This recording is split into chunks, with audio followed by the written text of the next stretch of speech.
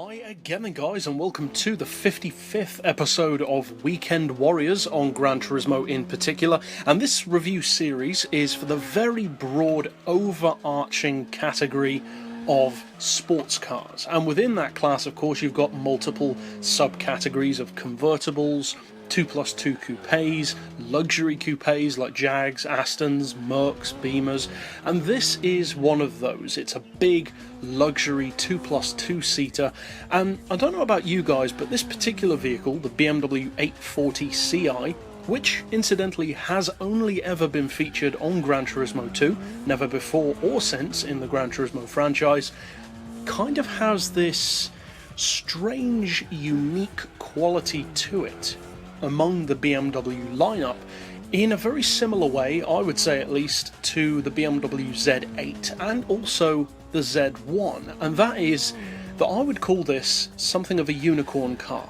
It's very rare when you see them on the road. It's kind of an occasion. It stands out, it catches your eye, and you can't take your eyes off it. When you see a BMW 8 Series, you check it out. It's a good looking car. You don't see them that often, unless of course you live near someone who has one. And just like with the Z8 and the Z1, it totally stands out from the rest of the BMW range.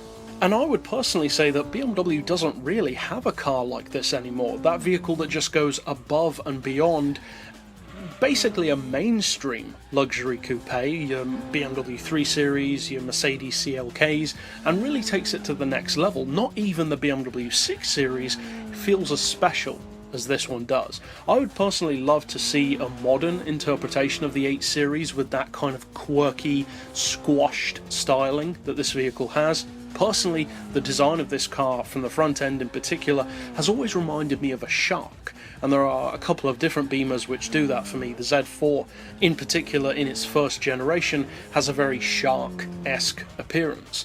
Now, this particular vehicle on GT2 isn't a car which is necessarily used by most players a huge amount, but that being said, what does it offer? Because it's a pretty expensive car. It's up there with the Mercs, the Astons, the Jags, in that it's a six-figure executive luxury coupe.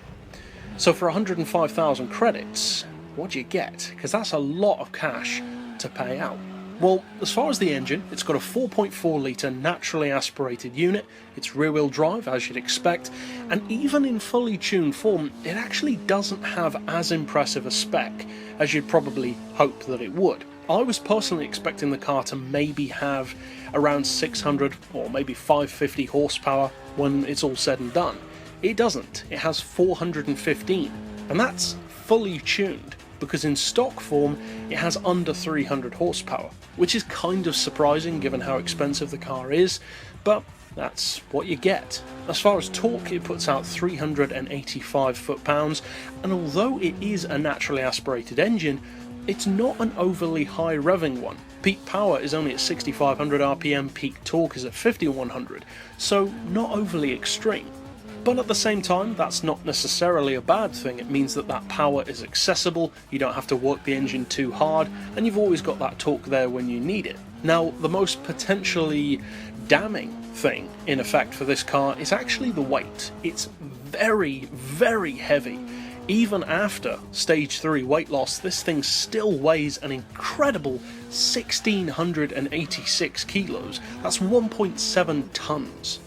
That's a lot. That really is a lot, and that hurts the car's horsepower per tonne significantly. It only puts out 246, which is not impressive for a car that's fully tuned on Gran Turismo. Now, of course, there are other vehicles with similar levels of horsepower per tonne when fully tuned, but they tend to be more stuff like hatchbacks or big executive limos, not a GT-style coupe. So what's it actually like around the track? Because on paper it doesn't necessarily sound as good as you might hope it does.